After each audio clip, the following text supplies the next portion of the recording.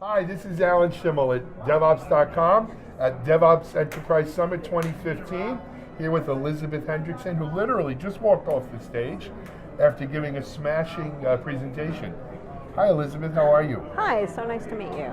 So, Elisabeth, for our audience who unfortunately couldn't be here to see your presentation, can you give us a little background? Sure. My presentation was on the care and feeding of feedback cycles. Because of course in DevOps, tightening those feedback cycles, yes. So important. So important, absolutely crucial. And what experiences did you draw upon for this? Well, you know, it's funny, so I've been in the industry a long time. I was drawing on a combination of experiences going back over 15 years.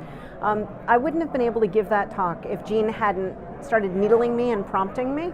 He found an old paper that I wrote back in 2000 or 2001, and he said, "You've been writing about this stuff for a really long time." There was a relationship between the paper that was about developer-tester ratios from way back when, but in the paper there were just some relevant bits that tie into what we're talking about in DevOps today. So another Gene Kim converting into the DevOps Exactly, movement. yes. Me too. That being said, so give us what were some of the nuggets, if you can, of your presentation that people at home can kind of latch on to? Everyone wants to improve feedback loops. Everyone wants absolutely. to shorten cycles. What can we do? So, identifying all of those things that are gating. One of the examples that I gave was on Cloud Foundry at Pivotal, actually.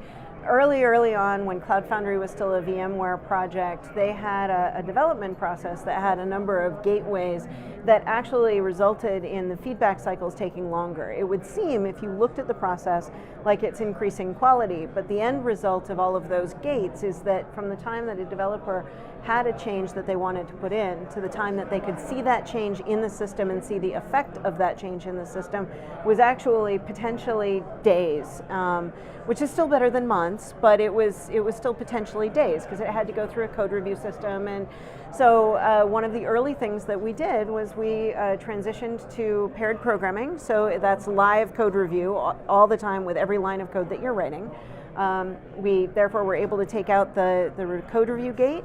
We were able to tighten the feedback loop on the actual automated tests in CI itself. And so the end result was we ended up going from days down to minutes to hours, depending on which aspect of the system or whether if you're looking at the whole system. Yeah. And so, sometimes with DevOps, and Elisabeth, we've done a lot of interviews, we tend to focus on our little piece of the pie. Sure. Without recognizing how those little pieces help to make the pie better. And so, what does closing these feedback loops or shortening the feedback loops mean to the big picture?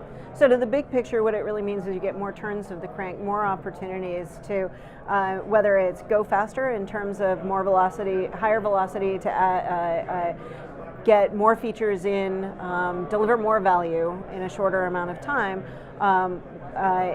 Ultimately, that's what it gives you, is the ability to deliver value sooner and faster. And that's something we all want to do today. Absolutely.